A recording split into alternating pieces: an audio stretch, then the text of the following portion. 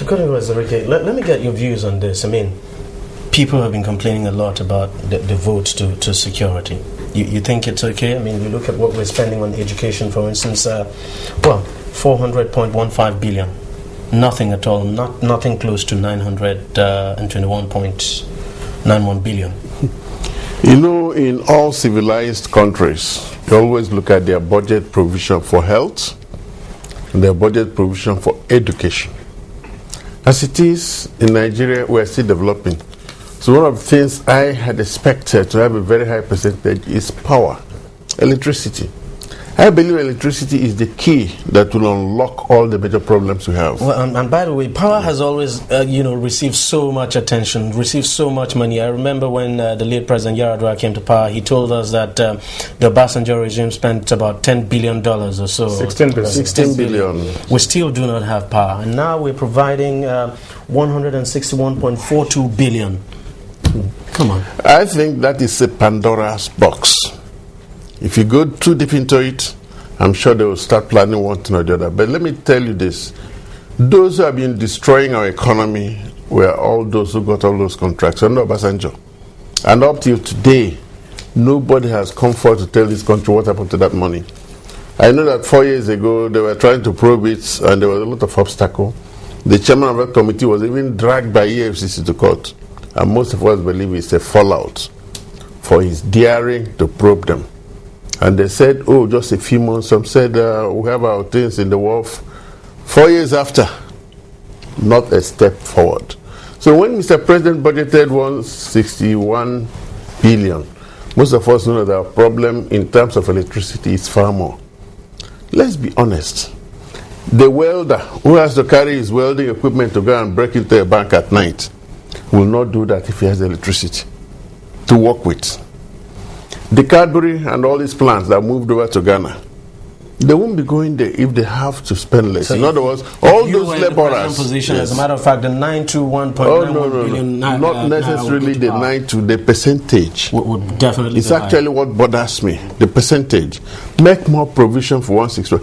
You can leave 92 where it is, but what percentage do you have for the others? Is it commensurate with the fight? I want us to take a look at the next slide now, and I want you, Mr. Rwani, to tell us, because the President has said this is a budget of transformation. You take a look at this, the next slide, that's the highlight now. There you have recurrent expenditure still outweighing capital expenditure. As a matter of fact, recurrent expenditure 2.47 trillion naira compared to capital expenditure of 1.2 trillion naira. You think this budget can transform this country? 72% recurrent expenditure is high, and the capital expenditure level of 28% doesn't get anywhere. You see, there's a misconception in this country where people confuse growth for development. Yeah, exactly. Right. Now, you can accomplish growth. There are fast-growing undeveloped economies, and there are slow-growing developed economies. Development takes time. It's structural and it's strategic, while growth is tactical and it's current. Now, the biggest item there's 560 billion naira for debt service. Yeah, of course. That's huge, right? Then salaries and emoluments is another huge item, right? And then all sorts of allowances for traveling all over the world. Those are drains and leakages. You see, in an economy, leakages take away momentum. Injections bring about momentum. So you've got to ask yourself this. But going back to the earlier discussion, the question of education, the education vote is the federal vote. Education is also a state. Yeah. So when you add all the state spending to the federal spending, also in health, you find that you have a larger figure. But you have to understand that there's one of the key variables here, and objective is fiscal discipline. If you leave 921 where it is and increase the spending on power, then you are going to increase the deficit. The deficit is already at 2.7% of GDP. So you can only spend that which you have, and then if you have a deficit, then you have to look at how to fund it efficiently. Now the second element is fiscal expansion and growth. Fiscal expansion and growth comes as a result of capital expenditure, which is where you have capital formation and gross fixed investment. That is very low by Nigerian standards. The number of tarred roads, the number of bridges, ports, refineries, power stations, and all tarred that. roads, you were going to Yes, say. tarred roads. Right? Now, if you take our gap, what we call the infrastructure gap in this country, it runs up to about $400 billion. We have $30 billion of reserves. So we've got to make a decision. Are you going to confine yourself to the 20% GDP to debt level, or the president said 30%? That's not it. Most European countries, which are developed, are running at about 90%, 100% GDP to debt level. Now, we've got to look at that and make up our mind. Many people will say, because of corruption, you shouldn't borrow. But even if you don't borrow, there will be corruption. What is worse is that people will steal the money that is not even borrowed. And stolen money is leakaging. There's another issue that is a huge source of concern here, and that will take us to the next slide. Actually, I mean, you look at the benchmarks for the budget. Okay, the assumptions. Yeah, the assumptions. Yeah, the benchmark. Of course, the president says one of the benchmarks 2.48. That's you have the figure there. Yes, 2.48 million barrels of oil a day. Barrels of oil per day. You don't think that's been over ambitious, that we can get 2.48? I'm asking you. Well, it's I don't think that it's difficult getting the 2.68 I was talking about. 2.48. 2.48. All things being equal in the Niger Delta. Yes, all things equal. But more importantly, I think that what their own projection of, I think they're using benchmark of $70. Yeah. That's the price. That's yes, yes. Well, is we found this one over the years of deliberately giving a lower benchmark and then allowing for what is called excess crude, which has become a major source of corruption in the country. Because once these are money that at the end of the day you don't appropriate, and I think listening to Zachary Mohammed, they save the money for the rainy day. Where they are now talking of saving wet fund, which they are taking to Goldman Sachs. And you know what happened with Libyan fund? 98% of Libyan fund was lost by Goldman Sachs.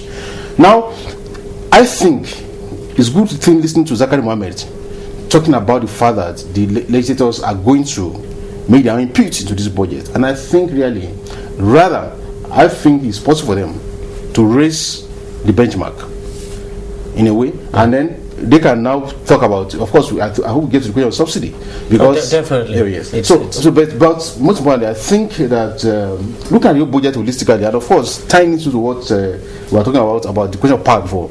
Now, if you put 261 billion naira for power this year, I think the Minister of Power just told us that between now and 2013, they are going to generate 10,000 megawatts of electricity, which means that you need at least 5,000 megawatts this year, and to generate that they need $10 billion. Now you have voted less than just a little bit above $1 billion. So what do you want to achieve?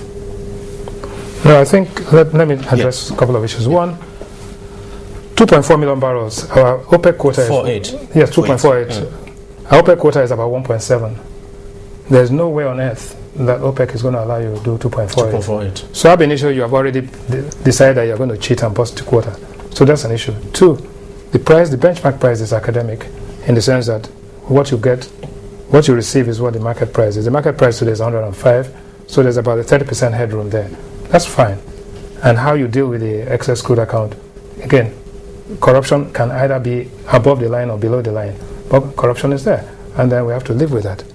But the reality is that you have to actually begin to decide how much are you going to put into the structural and the long term, and how much are you going to put in the short term. If you are going to build a road, it's going to take about 3-4 years, but you've got to start. Definitely. If you're going to build an airport, you have to start. If you're going to rehabilitate the ports, if you're going to dredge the river Niger and all of that, you ask yourself over the past 15 years, what new capital projects have been embarked upon by any administration for that matter? And you are wearing down the infrastructure you have. Go to the Lagos International Airport, go to any of these airports, you can see that those things are run down. That's true. Yet we are collecting taxes every day.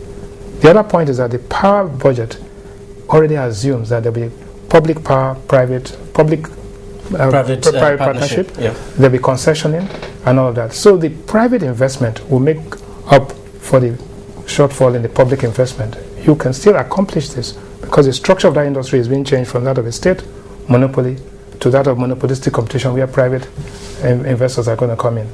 So I'm not too worried about it. Once you allow that and allow for the multi-year tariff, you will find that power, like telecom, will solve itself just because of private investment. I think that will happen. But the most important thing is that those projects which are going to be solely government-owned and which you underinvest, if you underinvest, you get very suboptimal results, and that is where the problem is. Well, I have to ask you this, Chief Godwin Wazirike, very important. I mean, do you? It's a lot of us expected the president was going to say something about fuel subsidy. He didn't say that. You know, he didn't reflect it in the budget at all.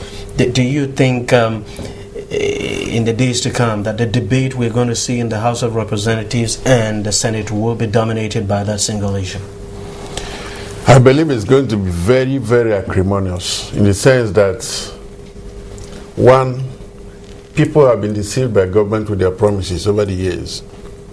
They talked of selling all these government assets, including 1004 under Obasanjo, and they promised us they were going to build new ones. Well, they're starting a housing revolution. We just saw a report where the federal government said, well, that by next year there will be a housing revolution. Yes, seeing is believing. But remember that they sold all those things. Before, they sold all those things, all the government properties, promising us heaven and earth, new roads, new hospitals, new this. Obasanjo has just retired. Everybody has come and gone, and nobody is talking about what happened to that money. They shared it, I believe. No. And so Nigerians lost. They gave us all kinds of bogus statistics on how it is expensive to maintain. I remember 1004 in particular. Yeah, of course. They said we're going to build another one. In fact, they even told us at Besson, they told us they were going to do this and that. Today, Mr. President, I think he was wise to avoid getting too involved during the presentation of the budget, because Nigerians do not believe a single word that's saying on that fuel subsidy. And any member of the House of Reps or any senator who is worth the name, a legislator, should know that he is speaking for his people. I'm glad Zachary Mohammed said it. When you stand up and say, I support removal of fuel subsidy, you're saying the people of your constituency have told you that they support it. So let us see that man who gets up and say, you buy petrol today at 70 naira, I assure you my people will be happy to buy that one